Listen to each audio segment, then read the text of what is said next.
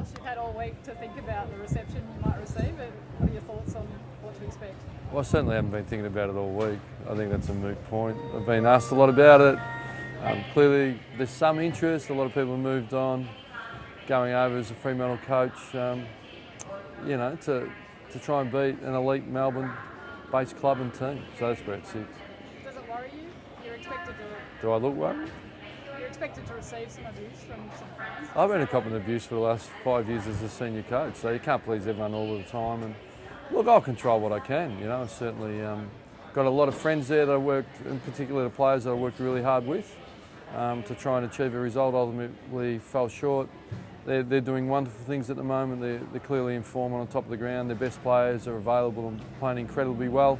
We go over full of confidence. We've had some really intense games against Geelong and Sydney in particular.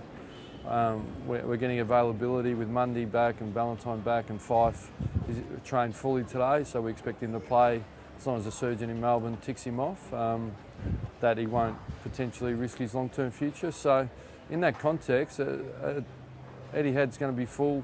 It's going to be we want it to be a great game. We've been involved in a couple of rippers already. The Geelong game was incredible. The Sydney come from behind and almost get it done. So, yeah, it's great to be on the Friday night stage. You know, beaming back into Perth. I think it's a 5:40 live, and you know the footy world's tuning in, and we aim to stand up. What about coaching against your former players? Is that a big advantage? Oh, look, it's all conjecture from here, isn't it? I certainly know what they're capable of, and at their very best, it can be a daunting task. You know, our job's to play our style of footy and make them react to us a little bit. And you know, do you double team Nick Riewoldt? Do you tag Hayes, Del Sano, Goddard? You know, who do you match up on Milne? How do you control Sam Fisher? You know, all those types of things are running through. But at the end of the day, we've got to get our hands on the footy. We've got to pressure the opposition, and we've got to use it well, and that will give us our best chance. Ross, you say you've got some close friends, obviously, at St Kilda. Yeah. Have you had any contact with anyone there? I think it's irrelevant for me to talk in the public domain about my private life and my private conversations. I think it's a moot point, you know. Lockie Neal and Dylan Robertson on the plane, they had any chance to play, and they've obviously pushed hard for selection. Yeah, like the team comes out tomorrow night. We're taking over 25. You know, we've got a few things up in the air which way we go, and as I said, we're fit and available, and you know those guys are in really good form, and you know we'll just look at our mix and which is the right way to go, and we'll pick a team that we think can beat St Kilda. Ross, you said Nat Fife trained fully. Has he got full movement in his shoulder? Well, he trained fully, so you know I think we're living in a fool's paradise if we think it's absolutely perfect. He clearly sustained an injury, but most players carry something in, and he comes second at BNF last year and almost could have won it with the same sort of issues. So he's really confident. He's determined to play. He trained fully, and he was best on the track. And we just want final tick-off, and he'll play. If the surgeon rails against what we're planning and he envisages, well, then we'll reassess, and hence we're taking over, you know, those guys you spoke about. Bella's back this week. Hayden? Yep. Yeah, Hayden's back. Yeah, he's in his form. He's an automatic inclusion. You know, he's got some unique attributes, his speed and his skill and game-breaking ability. You know, Sean Dempster normally goes to him. That's why I used to match him up on. Who knows what their match committee will do now, but you know, you'd think he'd get Jones or Dempster. You know. Will he maintain his in-your-face style of football, or will he turn it down after? Well, that's your turn. That's not my turn. I just think he goes out and plays and competes. He gets hard. He hit hard, on the ball, off the ball, and you know what? At some point, you've got to stand your ground and not be walked over, and that's what we intend to do against any opposition. So we make no apologies for that. You would have watched some footage. Have you noticed any changes in St Kilda's game style or the way they're going about it on field? Oh, I haven't looked at too much. I'm a bit behind the eight ball, really.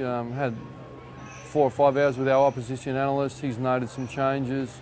I intend to watch a couple of games on the plane and tonight and ball it down and make some assessments. But look, it's not a complicated game. You win it, you kick it or handball it, trying to give it to each other. And well, there's some subtle changes. Obviously, the 3 talls. You know, some different rotations and all those sort of things. Their back 6 is, you know, no Grilt, no Dawson. Does Gilbert play? All those things. So, but it's still going to be about winning the ball, getting it forward, getting ground position, locking it in, building the pressure, and trying to score quickly. You know.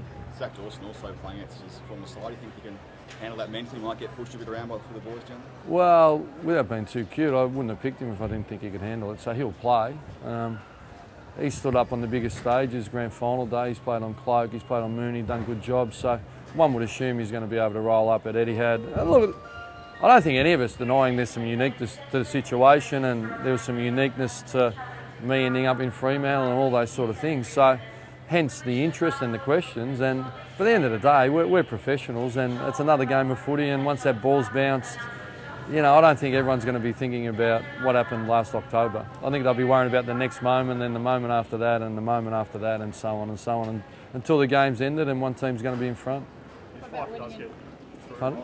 if Fife does get through, are you excited about the strength in your midfield, given Mundy and Barlow are probably ready for Look, I don't get too excited about too much. You'll probably sort of start to gather that. But it's all paper. At the end of the day, you've got to bring it to life. There's plenty of teams, with great paper teams, that get beaten. So I'm about just, you know, giving it, training well and preparing well, and, you know, focusing on the next moment in front of us. And but clearly you prefer player availability, and, you know, but we want to grow Lockie Neal, Jaden Pitt, but it's going to be nice to have our ball winners there. That's obvious, I reckon. You know.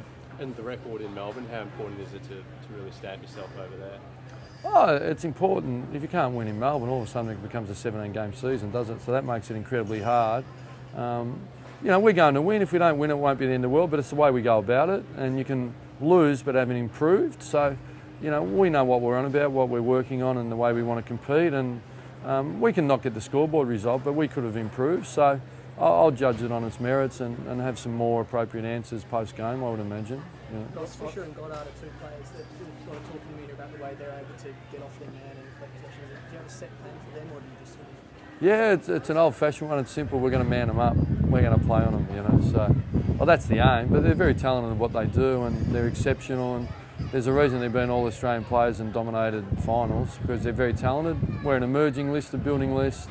They're the hard-nosed pros, and at some point you've got to stand up and you've got to deliver against those sort of sides, and we're working to it. And North Melbourne did it last weekend.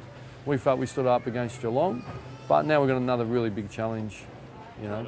Ross, you've said previously that your approach with St Kilda was you fly in the curve, take the points and fly out. No, aim to take the points. Aim. Yeah, I think that's what we do anywhere. So when we fly to Brisbane, you know, Tasmania, or we play at home, we aim to go to the ground, play well and get the points. Should the Saints' mentality be any different now that you're not there playing against Fremantle? I'm not here to talk about St Kilda Football Club. I'm the coach of the Fremantle Football Club, and that's all I aim to control. You know, I think you can make your own judgments on that. David Modi, Ross? Just ask quickly, how's he trained this week after his first game? Is he definitely trained really well? No, he's waiting with bated breath. I think, well, in all likelihood, he won't be subbed, but the match committee's banging on a bit, and it's still that long term. Is he right for those full minutes? I thought he was pretty impressive, but he's a pretty proud AFL midfielder, so he's keen to get rid of the dreaded vest, but we'll make a decision on what's best for the team.